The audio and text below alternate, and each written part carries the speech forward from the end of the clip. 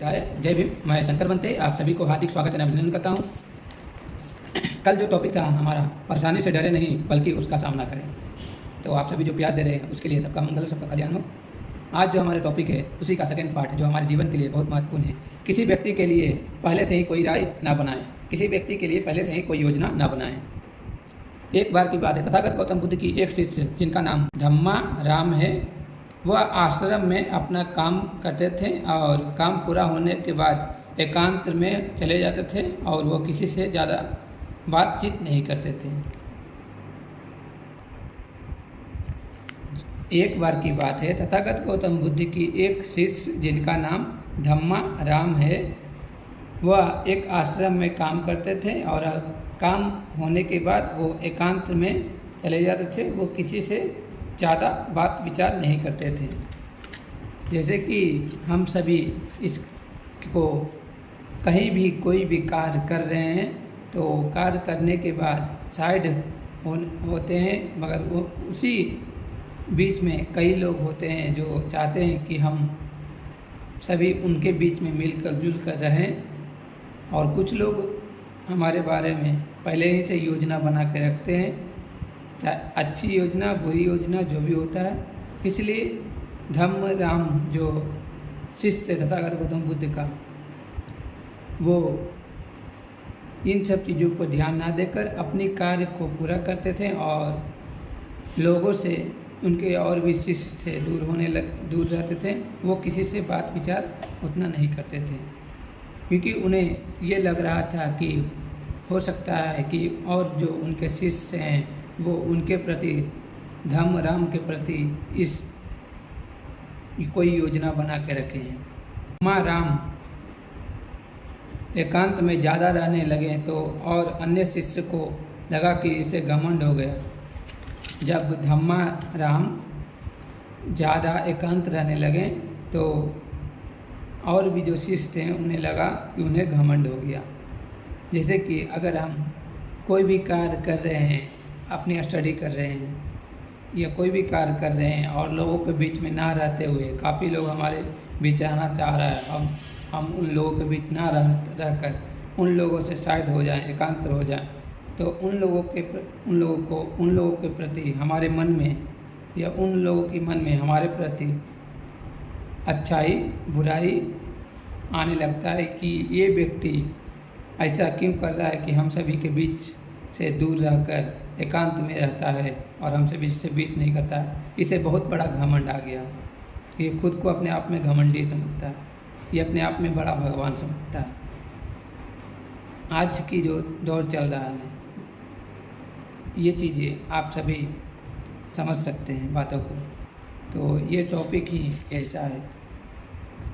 तथागत गौतम बुद्ध के पास सारे शिष्य गए और धम्म राम की शिकायत करना शुरू कर दिया कि धम्म राम, तथागत धम्म राम वो साइड में रहता है, हम सभी से बात नहीं करता है, उसे घमंड हो गया है। तो एक दिन तथागत गौतम बुद्ध जी ने अपने शिष्य धम्मा राम से सभी शिष्य के सामने पूछा कि तुम ऐसा क्यों कर रहे हो। जब हम सब या कोई किसी से नहीं बात करेगा तो उस व्यक्ति को लगेगा कि यार ये व्यक्ति को घमंड हो चुका है, इस आदमी को घमंड हो चुका है, चलो इसकी शिकायत इनके गार्जियन या इनके मित्रगणों से करें ताकि जो भी इनके संपर्क में है वो दूर हो जाए। इसलिए जो भी आपके साथ में रहते हैं वो उनके साथ में वो शिकायत करने लगते हैं कि वो आपकी जो व्यक्ति है, ये है वो हमसे बात नहीं करते हैं, वो खुद को इंस्टीट्यूट में रहते हैं, घमंड में रहते हैं। और एक समय ऐसा आता है कि वो सभी के बीच में आपके बारे में पूछा जाता है कि हाँ आप ऐसा क्यों कर रहे हैं इनके बीच में रहकर, तब आप बड़े प्यार और बड़ी विनम्रता से अपना जवाब देते हैं। तो तथागत गौतम बुद्ध जब सारे शिष्य के बीच में धम्मा राम से पूछे कि तुम ऐसा क्यों कर रहे हो, तो धम्मा राम तथागत गौतम बुद्ध से बताते हैं कि आपने कहा कि मैं कुछ ही दिन में आप यह संसार छोड़ देंगे, तो मैंने यह विचार किया कि जब आप चले जाएंगे तो हमारे पास हमारे पास सीखने के लिए क्या रहेगा। इसलिए मैंने यह तय किया कि मैं एकांत और मौन को समझ लूँ, ठीक से सीख लूँ। यह 2 काम आपके जीते जी मैं कर सकता हूँ।